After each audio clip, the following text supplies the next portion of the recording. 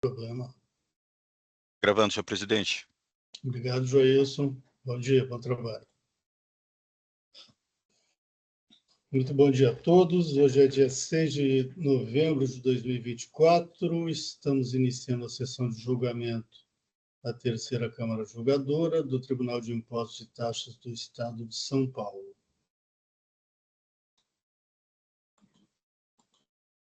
Um dos juízes, o doutor Alexandre, está com um problema pessoal, não está conseguindo acessar o EPAT, bem como a live.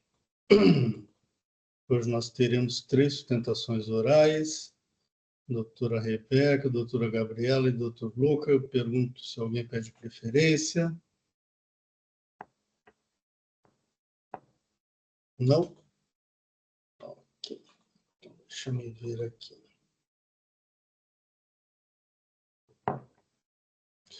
Vamos começar pela Ficosa do Brasil. Eu sou o relator. Ficosa, a doutora Rebeca, seja bem-vinda. Só vou abrir meu voto aqui.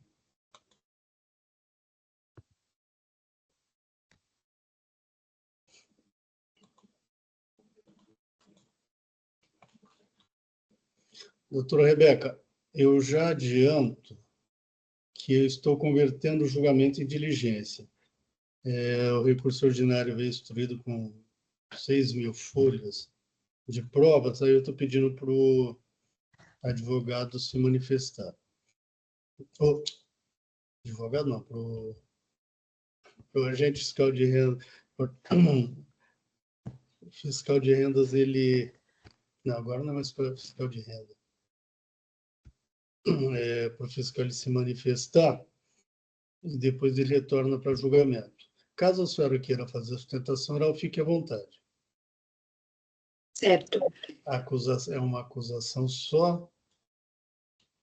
Exato. Pagamento do imposto, tal, relativo a exportações não comprovadas. Fique à vontade, doutora Rebeca. Obrigada. Bom dia a todos. Apesar do senhor já ter adiantado a conversão dos autos de diligência, me cabe apenas ressaltar a necessidade dessa conversão de diligência pelo fato de que o processo administrativo é regido pelo princípio da verdade material, no sentido de que se busca a comprovação da realidade fática do contribuinte, que é o caso da Ficosa. A Ficosa realiza a exportação, as suas atividades estão voltadas ao setor automobilístico e as exportações elas ocorrem de forma direta e indireta. E isso passou despercebido quanto da lavratura do auto de infração, também desconsiderando o fato de que a Lei Candir e o próprio RICMES aqui de São Paulo, ele trata da não incidência do ICMS quando a operação ela for de exportação, que é o caso da Ficosa.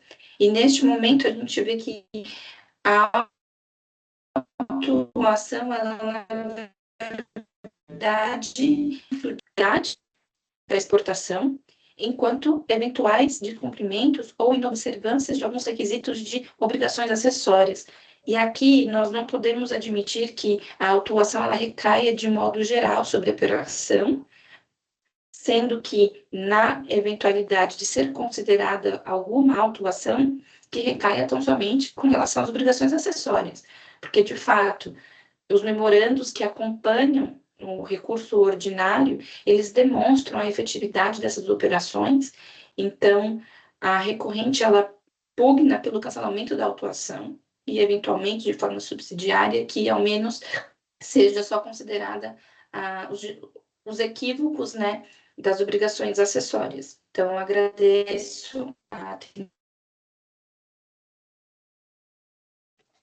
Doutora Rebeca, deu uma frisada na imagem e na voz também. Travou. Vamos esperar um pouquinho a doutora Rebeca voltar. Doutora Rebeca? Retornei de uma falha. Ouço. Bom, de qualquer maneira, sim, agradeço a atenção de todos. Vamos retornar com a diligência e muito obrigada. Ok, muito obrigado, doutora Rebeca. Doutora, eu vou passar direto ao voto, que é muito simples, aí depois eu pergunto aos membros da Câmara se querem fazer alguma consideração. É um parágrafo na questão do voto propriamente dito, que diz, considerando a vinda dos documentos de folhas 1986 a 8.752, que instruíram o recurso ordinário e a fim de prevenir alegações de cerceamento de defesa ou coisas do tipo, por prudência, voto pela conversão do julgamento de diligência, para que se manifeste objetiva e fundamentadamente a autoridade fiscal atuante, ou quem lhe faça as vezes, sobre se tais documentos se prestam ou não a comprovar as exportações do caso. Foi assim que eu votei. Em discussão, representação fiscal. Não me oponho, presidente. Muito obrigado. Doutora Mara. Acompanho. Muito obrigado. Doutor Henrique. De acordo também, acompanho. Muito obrigado. Encerramos o debate. Quórum.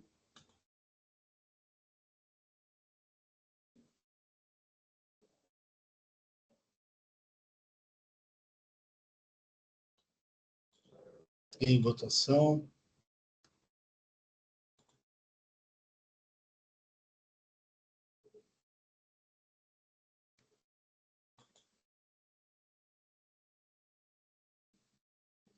Encerrando a votação. E encerrando o julgamento.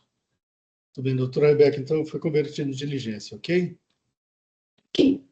Agora, Bom dia a todos e muito obrigada. muito bom dia para a senhora. Próximo processo.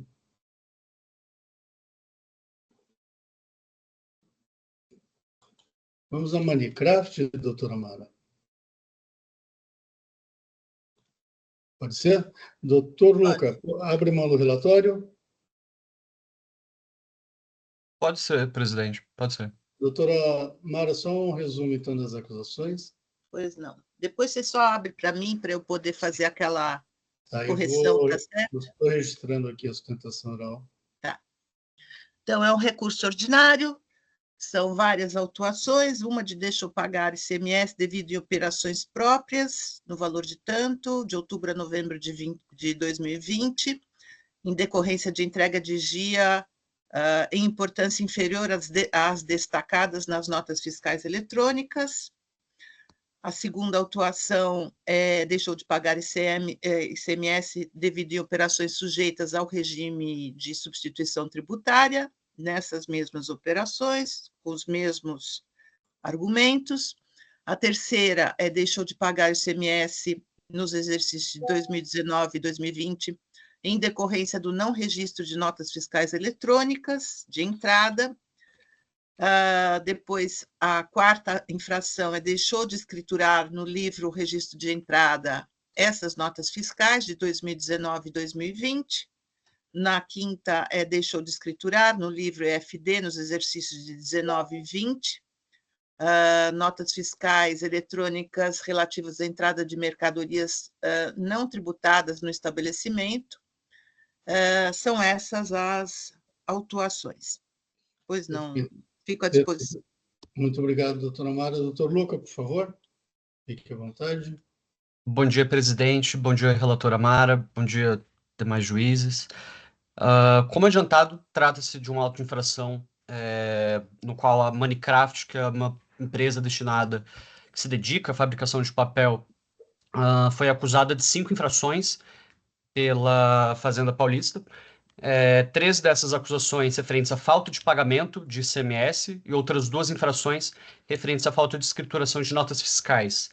As supostas infrações teriam ocorrido em 2019, 2020,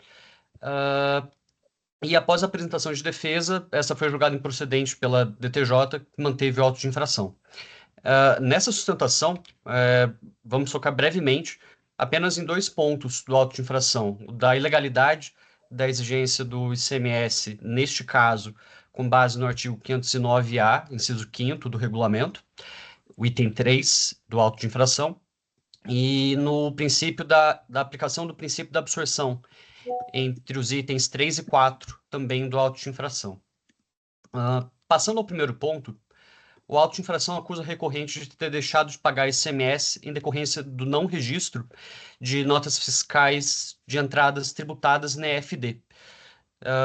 Nos termos do artigo 509, inciso 5º do regulamento do ICMS, presumiu-se a ocorrência de omissão de operações tributáveis realizadas sem o pagamento do imposto pela existência de entradas de mercadorias não registradas.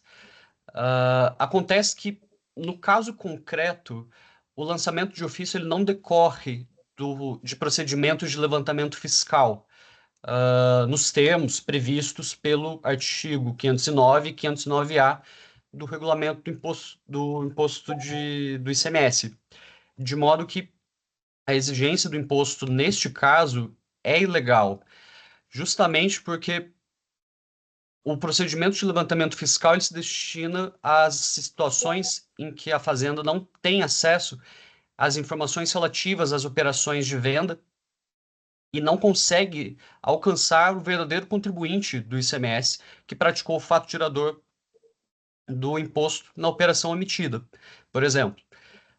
Permitindo, então, que haja um deslocamento da responsabilidade para que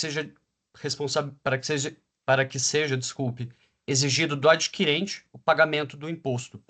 Acontece que as aquisições supostamente não escrituradas no livro registro de entradas deste caso da recorrente foram todas identificadas pelo agente fiscal. Tanto é que consta até a listagem das notas fiscais eletrônicas, não se tratando, portanto, de um lançamento de ofício pautado em resultados obtidos por meio de levantamento fiscal. Dessa maneira, havendo informações suficientes para a devida identificação das operações e dos respectivos contribuintes do imposto pelo auditor fiscal, deveria ter o fisco verificado junto a estes a correta apuração e recolhimento do ICMS, e não simplesmente ter exigido da recorrente, neste caso, como mera adquirente.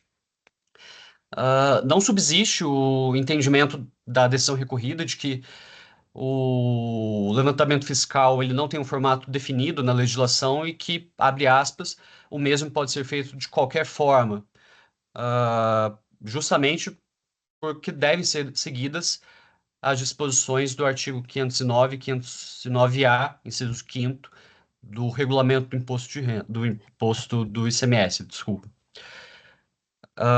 Superado esse primeiro ponto,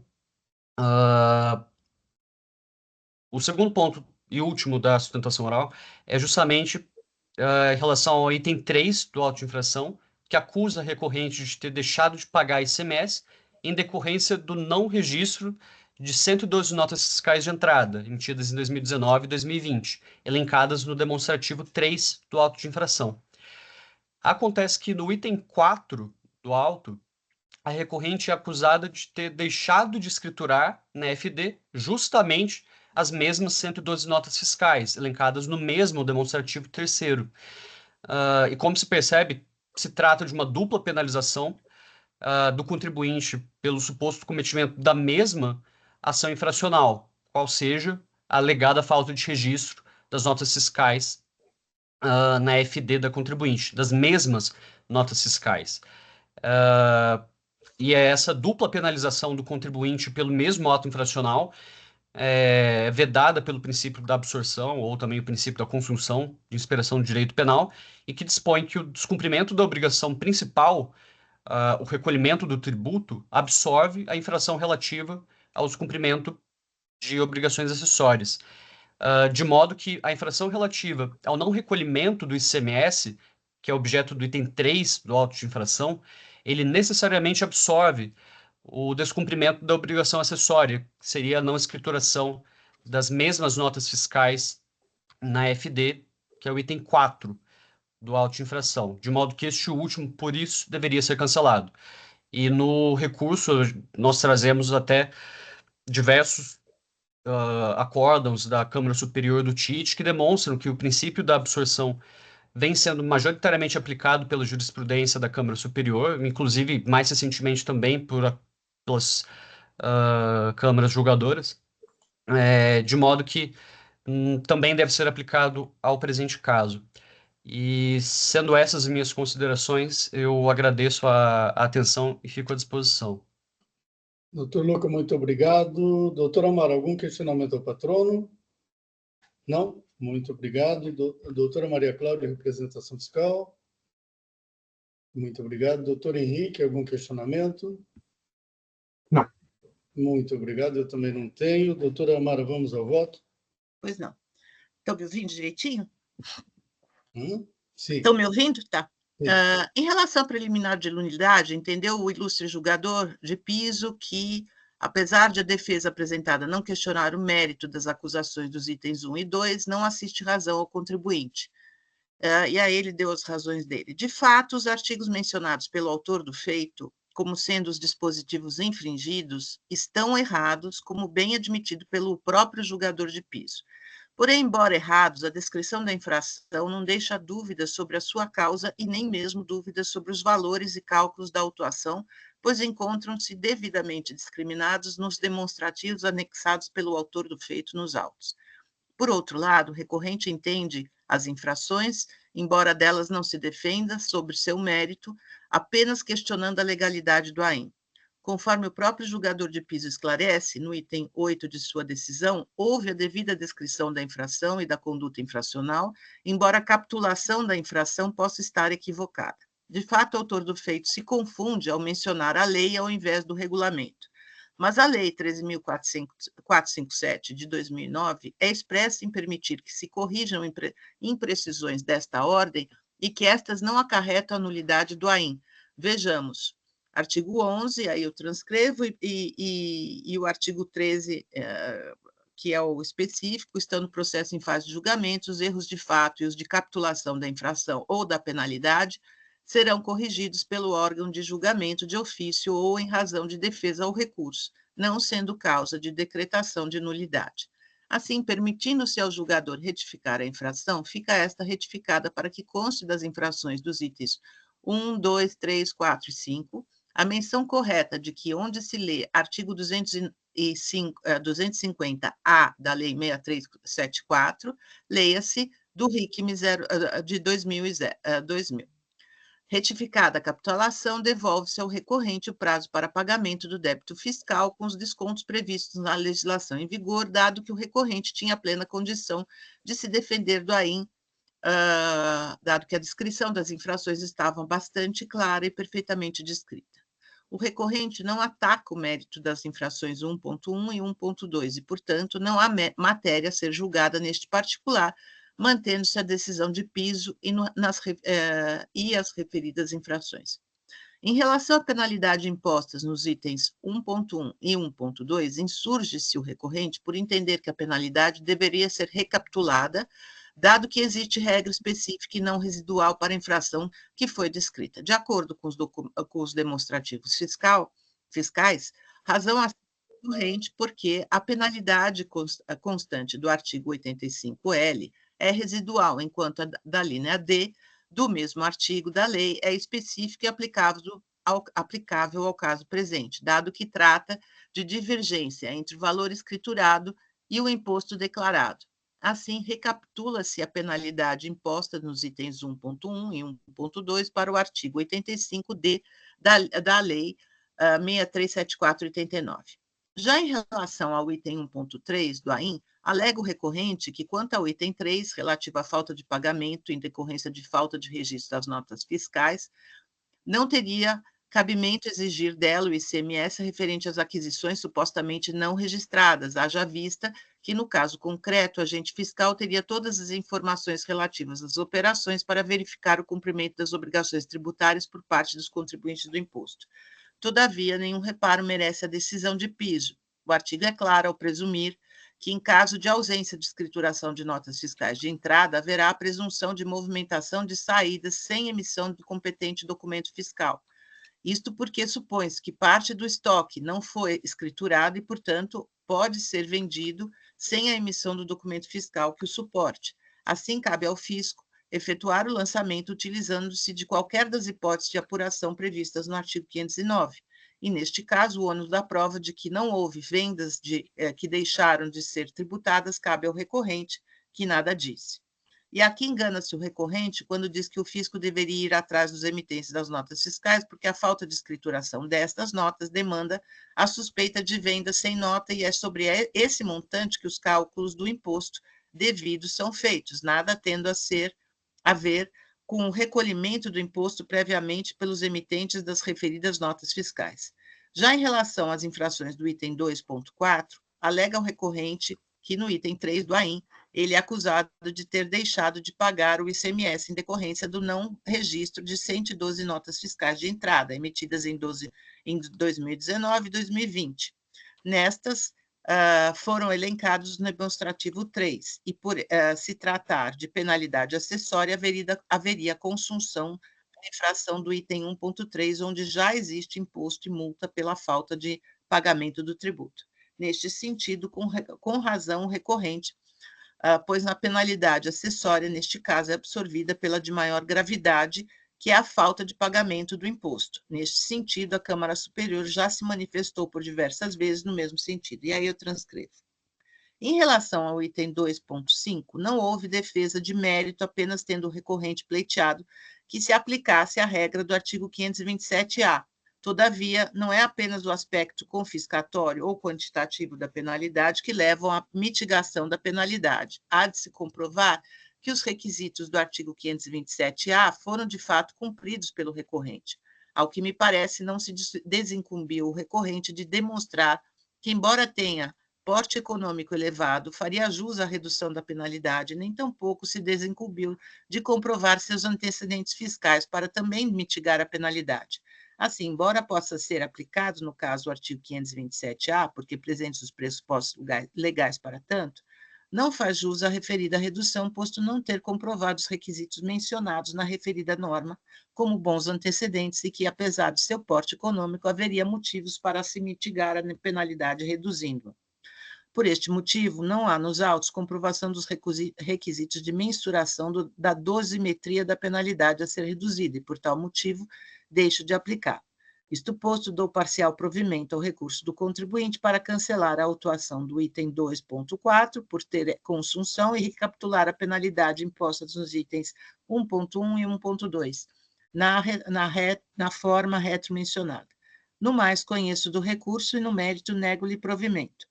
Por fim, retifico as autuações para que fique constando que, ao invés do artigo 205-A da Lei 6374/2009, passe a constar o artigo 250-A do RICMES de 2000.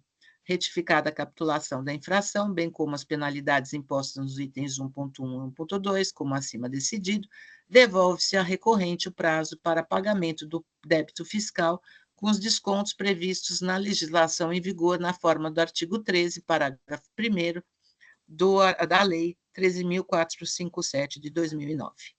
É voto. Muito obrigado, doutora Mara. Todos estão com o WhatsApp ligado? Muito bem. Doutora Maria Cláudia, algum questionamento? Doutor Belmar, eu só Tem para... que fazer uma retificação lá que a Maria Cláudia pediu só. Tá. Alertou. Eu só tenho que... Eu só vou deixar registrado oralmente, doutor, sem colocar manifestação, porque a representação fiscal ela é contrária, né, à consunção, mesmo para nós a gente leva isso de uma forma muito rígida por conta do procedimento que existe no direito penal e no direito tributário. Então, à vista da representação, seriam duas infrações distintas, que é a falta de escrituração e a falta de apuração do imposto que foi apurada no levantamento fiscal. Porém, eu vou parabenizar a doutora Mara pelo voto, que foi bastante coerente, e vou deixar registrado apenas oralmente aqui a nossa oposição apenas a essa parte, ok?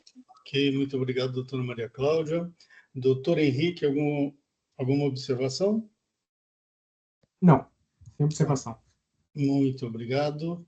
Eu também vou acompanhar a doutora Mara, que quanto à construção, a Câmara Superior já tem posição meio consolidada, né? Nesse sentido de que a infração meio absorvida pela infração FII, etc. e tal, Eu também tenho esse posicionamento há muito tempo, por isso eu acompanho, e para mim é o caso clássico de construção. São as mesmas notas, o mesmo demonstrativo, etc. e tal. Então, numa exige imposto e multa e consectários, né? Na outra só exige multa. Portanto, a falta de pagamento do imposto absorve. É que depende do caso, doutor. Tem alguns casos da Então, superior que nesse eles caso, estão eu estou falando dando. do nosso caso, Depende. de hoje, Tá. do nosso Certo. caso. Não estou Tá. falando, não em tese.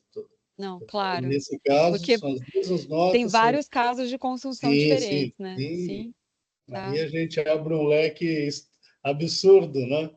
Mas Tá no nosso bom. caso, são as Só para mesmas deixar notas, claro. são os mesmos fatos, portanto, para mim é o caso clássico de construção. Certo. Com todo respeito à representação fiscal, e eu entendo o posicionamento. Sempre digo isso. Doutora Mara, a senhora já retificou? Já. Perfeito. Era só aquele ponto mesmo? Só. Tá.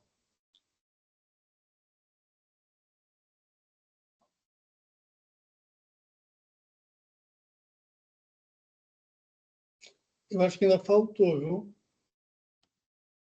Faltou?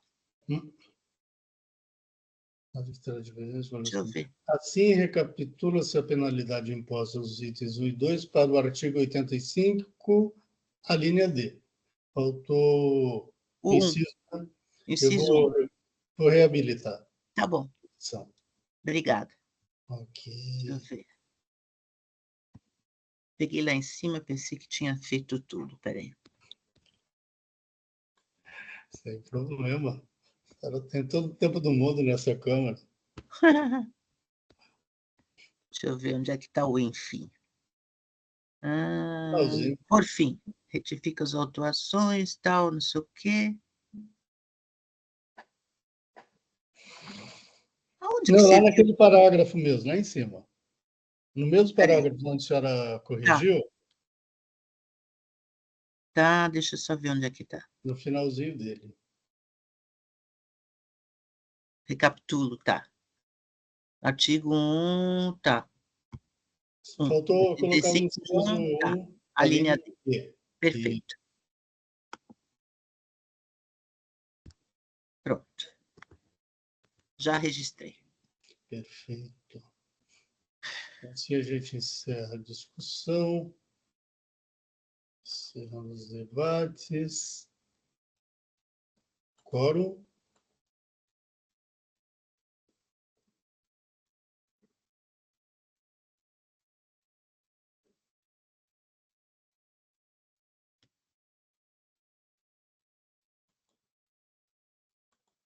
Só um minutinho. Em votação.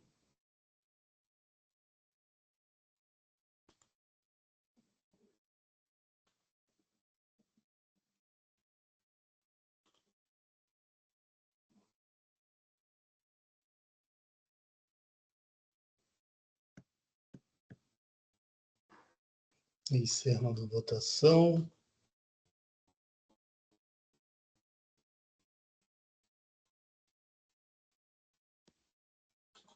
Encerrando o julgamento.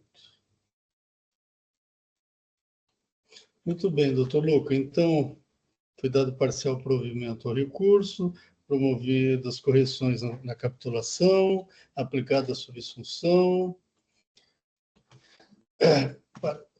Parcial provimento.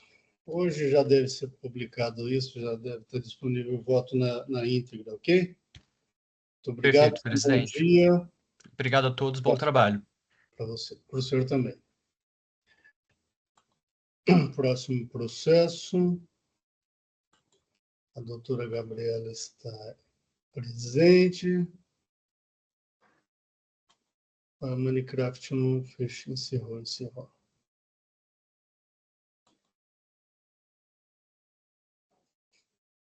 O caso é Ebazar. Eu sou o relator. Aqui só está em julgamento o item 4 do AIN, os demais foram liquidados. Houve confissão irretratável do débito. Eu não sei se chegaram a ser liquidados, elas foram objeto de parcelamento, não me lembro mais. Mas só está em julgamento o item 4. Item 4 diz respeito à falta de escrituração de conhecimentos de transportes eletrônicos relativos ao recebimento de serviço, quando já se encontravam escrituradas as prestações do período. Deixou de ser escriturado prestações de serviço, no valor de 26.141.000 e alguma coisa. Muito bem. Doutora Gabriela, fique à vontade. Obrigada. Bom dia a todos. Seja bem-vinda. Eu não estou... O microfone está bem baixo. Se puder levantar o microfone... Senão a gente não... Melhor? É igual a doutora Maria Cláudia. Vamos lá. Me escutam melhor agora? Está bem baixo. Vou tirar, eu acho, o microfone, vamos ver se o som ambiente. Se tiver o microfone do computador, às vezes é melhor. Só deixa eu botar o som aqui, que tirou o som do computador. Ainda está bem baixo.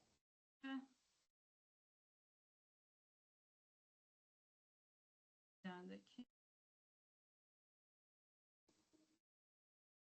Agora está um pouco melhor. Você está usando o celular ou o micro?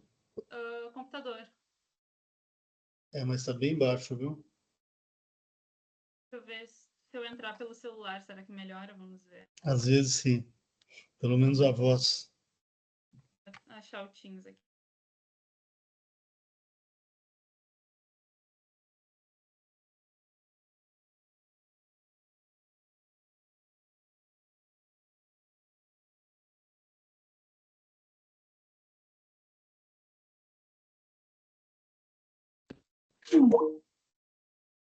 Não sei se agora melhorou. Muito. Melhorou? Com clareza. Ótimo. Bom dia. Agradeço aí pela atenção. Desde já cumprimento todos os presentes. Muito obrigado. Bom, esse recurso ele tem origem no auto de infração lavrado em face da recorrente, que é a empresa Ebazar, né, uma empresa de e-commerce, por meio do qual a Fazenda Paulista, no que interessa esse recurso, impôs uma multa no valor exato de R$ 2.314.739,39, em razão, ali, como bem dito, da não escrituração de conhecimentos de transportes eletrônicos relativos aí a apenas duas competências, que é a de junho e de julho de 2020. A recorrente, entretanto, ela entende que essa penalidade ela comporta relevação ou, subsidiariamente, ao menos uma redução na forma do artigo 92 da Lei 6.374 de 89. Isso em razão da manifesta irrazoabilidade desse valor que foi fixado a título de multa, que acaba até mesmo por assumir um caráter confiscatório. Isso porque a sanção ela foi constituída, como dito, aí, em um valor superior a R$ 2 milhões, e ela objetiva punir o descumprimento de uma obrigação acessória, sendo fato incontroverso que não houve qualquer dolo, qualquer simulação, qualquer fraude por parte da recorrente, tampouco houve omissão no recolhimento do imposto quanto a essas duas competências que foram objetos de lançamento. Então, as particularidades desse caso concreto, elas se amoldam perfeitamente ao campo de incidência do artigo 92 da Lei 6374. Esse é um dispositivo, inclusive, que ele é muito louvável, já que ele permite aí que seja feito um exame de razoabilidade, não é? Ele permite que os órgãos julgadores, como essa Câmara, eles examinem ali a adequação entre a penalidade, que está descrita lá no artigo 85, com o ato ou omissão que foi, de fato, praticada pelo contribuinte. Ato ou omissão esse dotado de muitas particularidades que muitas vezes são desconsideradas pela norma genérica que prevê a sanção, até mesmo por uma impossibilidade de uma norma abstrata prevê, enfim, todas as particularidades do caso concreto. E justamente no que tange a aplicação desse artigo 92 da Lei 6374, que a recorrente entende que merece reparo à decisão singular que está sendo recorrida, a qual afastou a aplicação desse dispositivo unicamente baseada no porte econômico da recorrente. Se entende que a previsão do artigo 92 ela objetiva justamente a avaliação como um todo das circunstâncias que levaram, que ensejaram a sanção, o que acabou não sendo feito, né? Nós entendemos que não se pode resumir a disposição desse citado artigo 92 apenas ao seu parágrafo 3º, sob pena aí de se autorizar a imposição de penalidades completamente desarrazoadas, sob a única justificativa de que se trata de uma empresa de grande ou médio porte, né? Então, nesse caso, é preciso observar o princípio da razoabilidade, que está relacionado justamente ao dever de equidade, ou seja, ao dever de adequação da norma ao caso concreto. E o caso concreto que está sendo julgado, ele possui uma especificidade que não está contemplada pela regra geral que prevê a penalidade, que é o fato de que a infração cometida, ela se trata aí de evidente erro sistêmico, erro pontual, erro isolado, de forma que a multa aplicada ela é demasiadamente gravosa em face disso. E todo esse cenário, claro, máxima vênia, mas deixou de ser observado pelo fisco e pela decisão singular.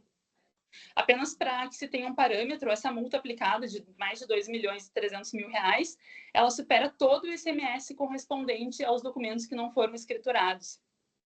Aqui, a recorrente ela acaba sendo uma vítima do seu grande porte, na medida em que uma infração acessória, que foi ocasionada aí por um erro pontual, um erro sistêmico, que não ocasionou nenhum prejuízo ao fisco, ela ensejou uma cobrança literalmente milionária em face da empresa.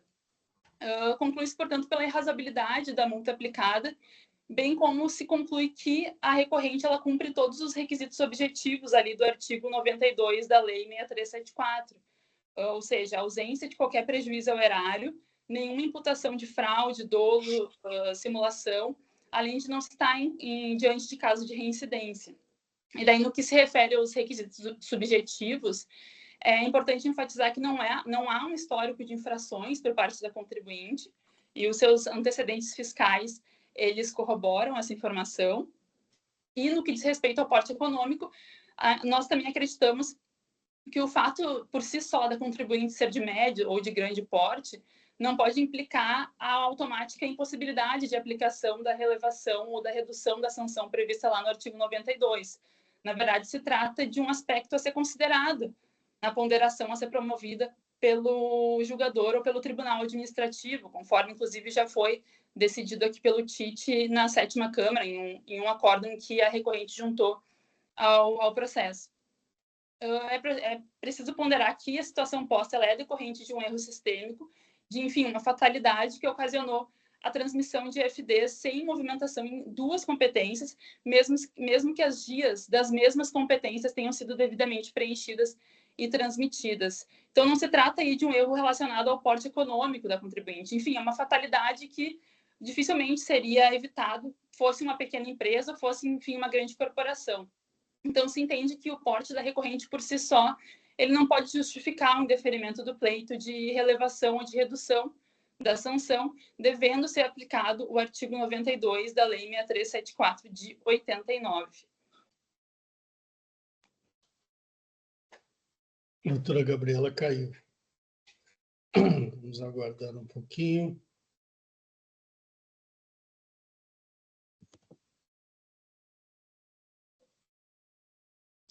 Caiu, né, doutora Gabriela?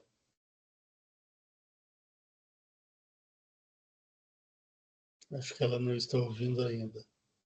Doutora Gabriela? Está sem microfone. Está sem microfone. Doutora Gabriela, nós não a ouvimos. Seu microfone está desligado.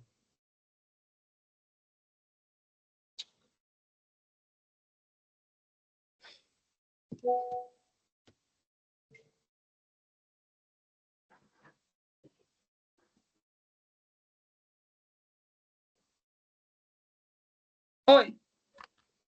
Agora eu escuto. Agora sim. Tá ótimo. Perdão, me ligaram e acabou saindo da videochamada. Mas, enfim, já me encaminhando para o final.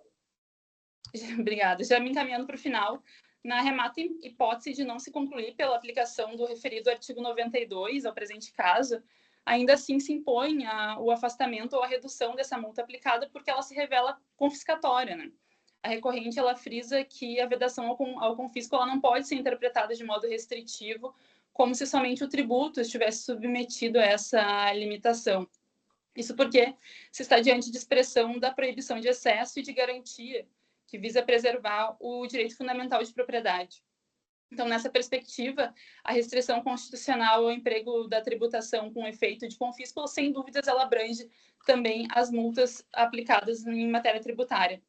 E no presente caso, é um verdadeiro confisco na pretensão da Fazenda de expropriar mais de 2 milhões de reais em razão de um descumprimento de uma obrigação acessória que não ensejou nenhum prejuízo ao fisco.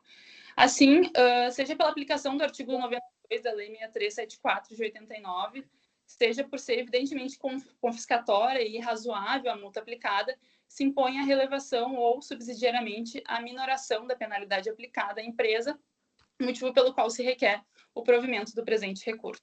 Obrigada. Muito obrigado, doutora. Só um minuto, por favor.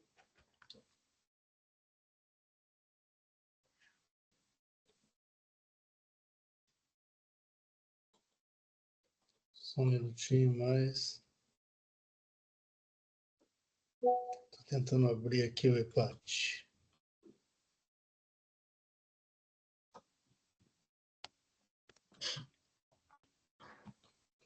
Vocês estão conseguindo abrir o processo? Eu não. Minuto, por favor.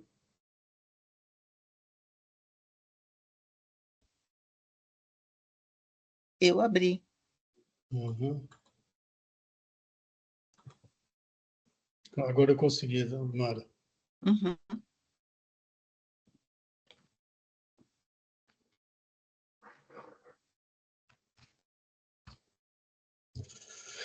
Cadê? Travou aqui.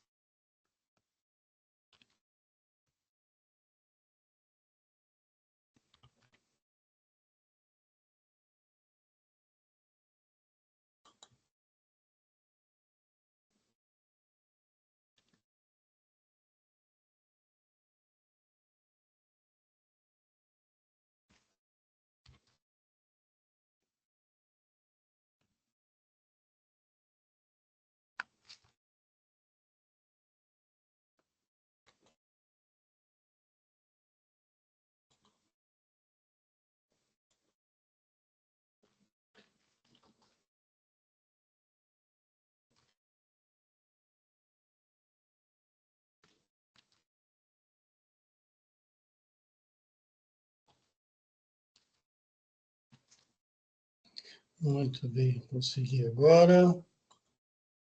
Doutora Gabriela, eu não tenho questionamentos, eu como relator não tenho questionamentos. Doutora Mara, algum questionamento, patrona?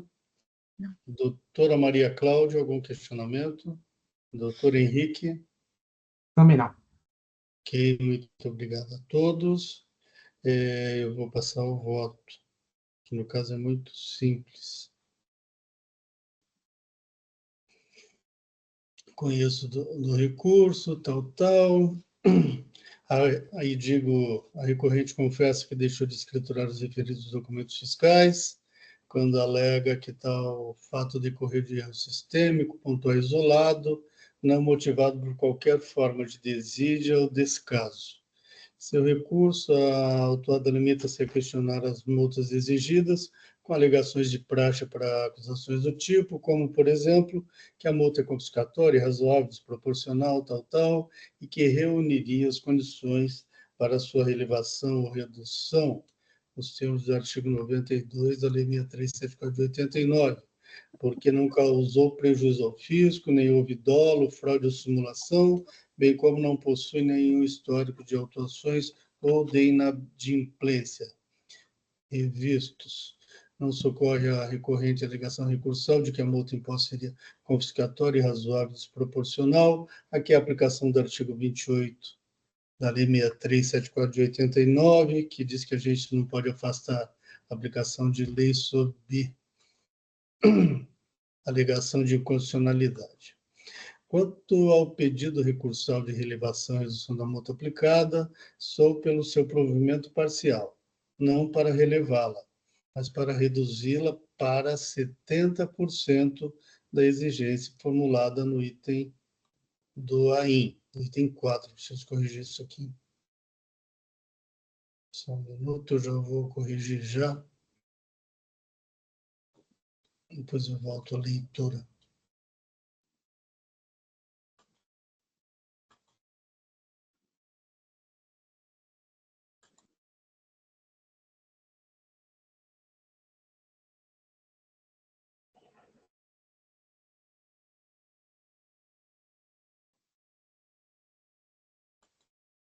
Item 4 do AIM. Então, quanto ao pedido de recursal de relevação e redução da multa aplicada, sou pelo seu provimento parcial, não para relevá-la, mas para reduzi-la para 70% da exigência formulada no item 4 do AIM, considerando que os atos infracionais levados a efeito pela autuada não implicaram falta de pagamento de imposto e ainda preenchidos os demais requisitos legais a tanto, vez que a autuada não foi acusada de ter agido com dolo, fraude ou simulação, além de não haver nos autos informação de que tenha ela antecedentes desabonadores ou de que seja reincidente. Quanto ao requisito do porte econômico, tem um antigo entendimento explicitado em vários votos, como, por exemplo, em dois que cito aqui, no sentido de que considerar o porte econômico do contribuinte, a meu modo de ver, não significa o mero ato de apenas observar se se trata de empresa de grande, médio ou pequeno porte, beneficiando essas com eventual redução da multa aplicada e não aquela. Se fosse esse o objetivo legal, a própria lei definiria objetivamente a disciplina a ser seguida pelo órgão julgador nas situações envolvendo cada um desses grupos de empresas, grande, médio ou pequeno porte.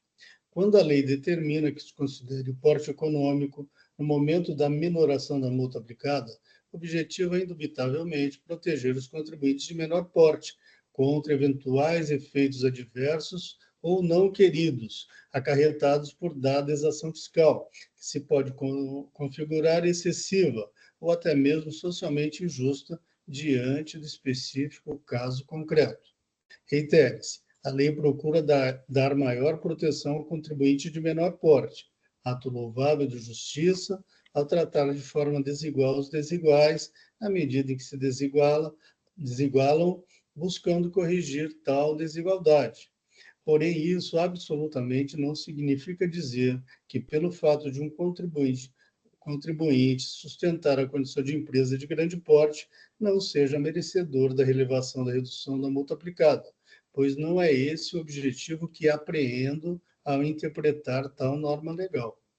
Com certeza, tal dispositivo procura proteger os contribuintes de menor porte, porém isso não significa dizer que ele não protege os de maior porte, sob o meu ponto de vista. Por se tratar de norma legal aberta, deixa ao crivo do órgão julgador fixar a minoração da multa de acordo com os elementos dos autos e o seu conceito de justiça aplicável ao caso concreto, juízo totalmente subjetivo. Vencidas na essência as alegações recursais, conheço do recurso ordinário da autuada e dou-lhe parcial provimento para manter a remanescente acusação fiscal, ou seja, o item 4 do AIM, porém reduzindo a multa aplicada para 70% do quanto exigido.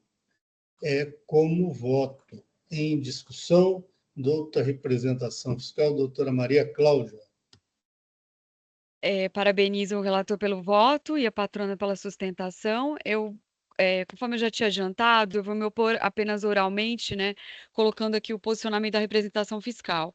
O caso é que é um volume muito grande de notas fiscais, 23 milhões em apenas 2 meses, e consideraria isso para redução, e também que no nosso parecer nós colocamos que o fiscal ele já aplicou uma redução, né? De acordo com o artigo 85A da Lei 6374, a multa ela era de 33,5 milhões e passou para 2,3 milhões, que a gente colocou aqui, o que equivale a menos de 7% do valor da penalidade. Então, eu acredito que esse benefício já foi concedido, mas respeito aí o posicionamento do Dr. Belmar de conceder mais uma redução. É que se tem que avaliar que realmente a gente considera o grande porte da empresa e que foi um volume, né, para mim, entre aspas, desculpa o adjetivo, absurdo de prestações de serviços. Não é questão de não causar, isso causa prejuízo ao fisco, não se pode subestimar, né, a importância de obrigação acessória. Temos o artigo 136 aí do CTN para falar que independe aí da intenção do agente, e por óbvio que a falta de escrituração de um volume tão grande de notas fiscais prejudicou o trabalho de apuração do fisco, mas vou deixar aqui registrado apenas oralmente a minha objeção, ok? E respeito o posicionamento do Dr. Belmar. Muito obrigado, doutora Maria Cláudia.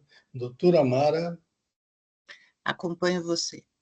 Muito obrigado. Doutor Henrique. Também, sem maiores comentários, acompanho o relator. Muito obrigado. Encerrando os debates. Quórum.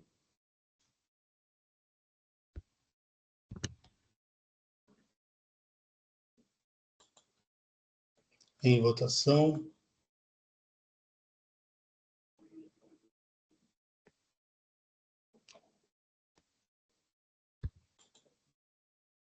Encerrando a votação.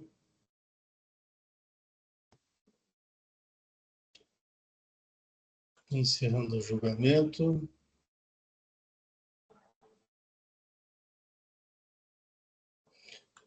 Muito bem, doutora Gabriela. Então, a multa foi reduzida, foi dado parcial provavelmente ao recurso, e a multa foi reduzida para 70% do valor original.